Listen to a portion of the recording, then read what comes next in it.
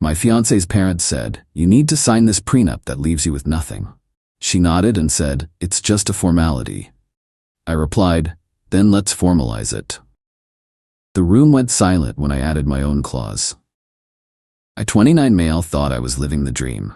Engaged to Natalie, 26, beautiful ring on her finger, wedding planned for next spring. We'd been together 3 years, living together for 1. Everything seemed perfect until last Tuesday when her parents invited us for dinner. Should have known something was up when her father, Gregory, insisted we come over for a formal discussion about the future. The man owned a chain of high-end furniture stores and never let anyone forget it. We arrived at their mini mansion around 6 p.m. Her mother, Patricia, greeted us with air kisses and guided us to Gregory's study instead of the dining room. Red flag number 1. Sit. Sit, Gregory said, gesturing to chairs across from his massive oak desk. Like we were there for a job interview. Natalie squeezed my hand. "Daddy, what's this about?" He slid a thick document across the desk. A prenuptial agreement. Standard procedure in our family. I picked it up, started flipping through. "Okay, I'm not opposed to prenups in principle. Good. Just sign on the last page. Our lawyer prepared everything." "I'll need to read it first." Patricia laughed.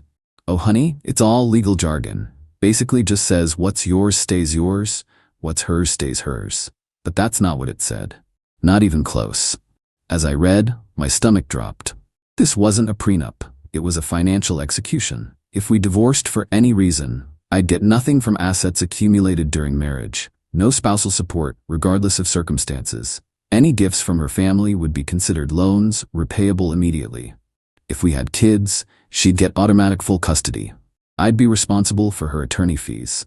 Her student loans, $85,000 worth, would become my responsibility. Any joint property would default to her.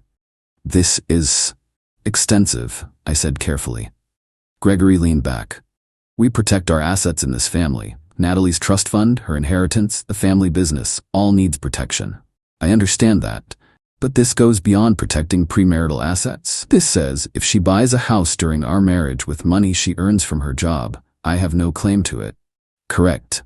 But if I buy anything, it's marital property. You're catching on." I looked at Natalie. "You've read this?" She shrugged. "It's just a formality, babe. We're never getting divorced anyway, right?" "Then why does it matter what it says?" Patricia interjected. "Every marriage needs insurance. This is ours." "Insurance usually protects both parties. This only protects Natalie." "Well," Gregory smirked, "she's the one with assets to protect." I set the document down. "I make $75 a year. I've saved responsibly. I'm not after your money." "Then signing should be no problem," Patricia said sweetly. "You're right. Let's formalize it properly.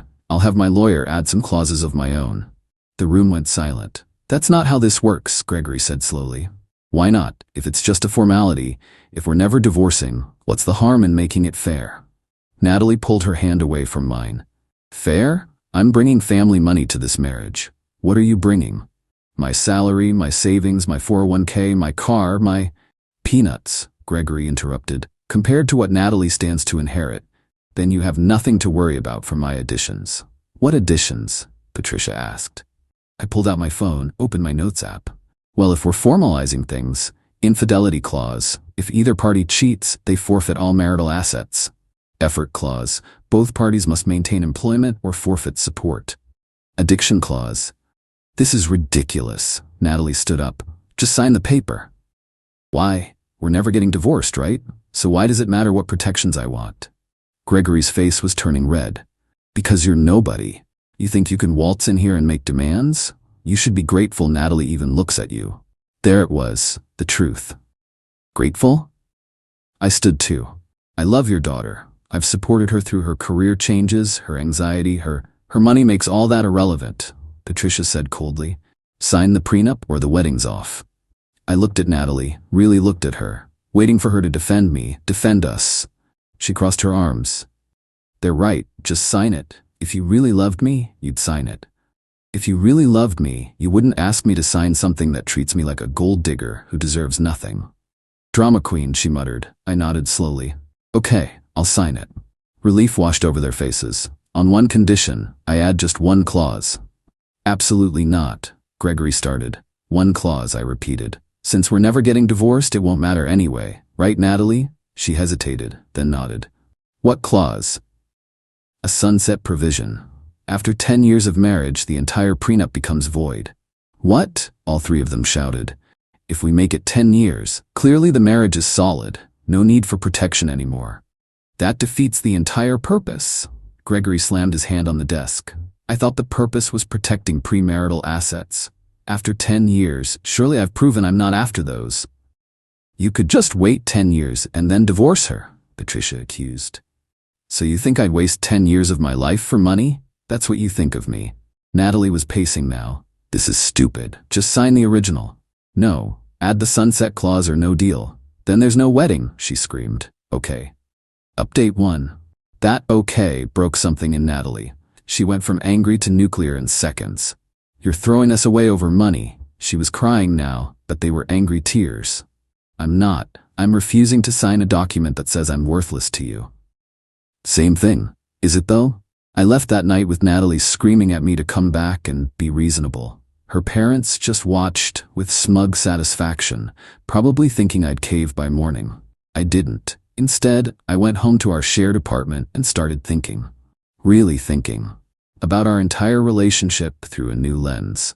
How she'd insisted on keeping finances completely separate, but expected me to pay for most dates because the man should provide. How her parents always made little comments about my job, my car, my family. How Natalie never defended me, just said I was being sensitive. By morning, I'd made a decision, but first I needed information. I called my buddy Trevor, who worked in finance. Hey, can you explain trust funds to me? Turns out, Natalie's trust wasn't as ironclad as they pretended. She got monthly distributions, but the principal was controlled by her parents until she turned 30 or got married, whichever came first. After marriage, she'd get full control. Suddenly, the prenup made more sense, and so did the rush to get married. Natalie came home that afternoon, looking haggard. We need to talk. Agreed. I spoke to Daddy. He's willing to modify the prenup slightly. You'd get $50 if we divorce after 5 years. Generous. Don't be sarcastic. It's more than you'd have otherwise. Natalie, do you know why your parents are so insistent on this specific prenup? To protect family assets. No, to ensure you get your trust fund while keeping me from having any claim to it. Her face went pale. That's not. You get full control when you marry. That's why we're rushing the wedding. That's why the prenup is so aggressive. They want you to have access to the money but ensure I never do. So what? It's my money. Then why not wait until you're 30? Why the rush to marry? She was quiet. How much debt are you actually in, Nat? That's none of your. It's in the prenup that your debt becomes mine, so it's very much my business. She crumbled, started crying for real this time. It's not just student loans. I have credit card debt, about $40. Jesus, from what? Living expenses. Daddy gives me an allowance, but it's not enough for the lifestyle you want, for the lifestyle I deserve. There it was again. That entitlement.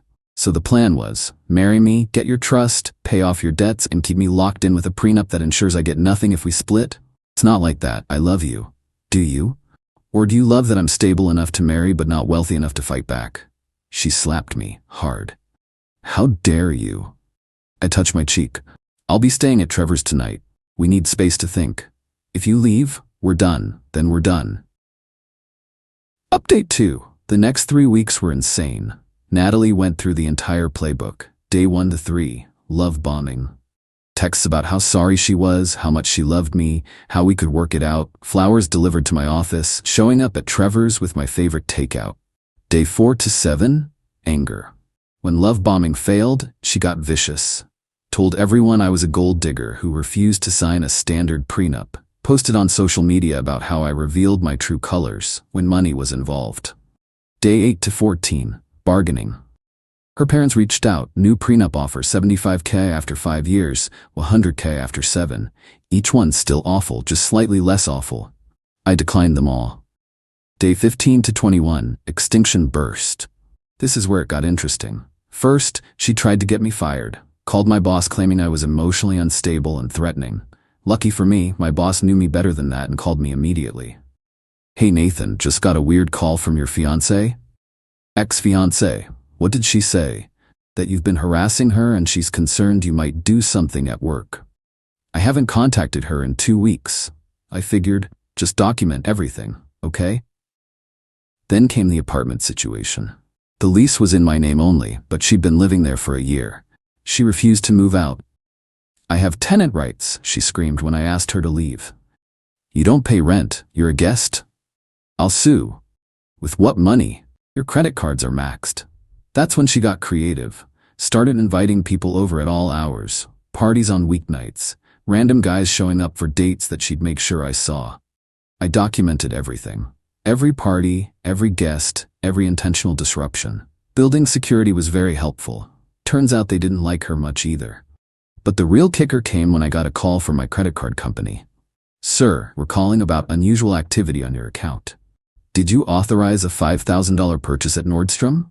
No, I did not. We'll freeze the card immediately.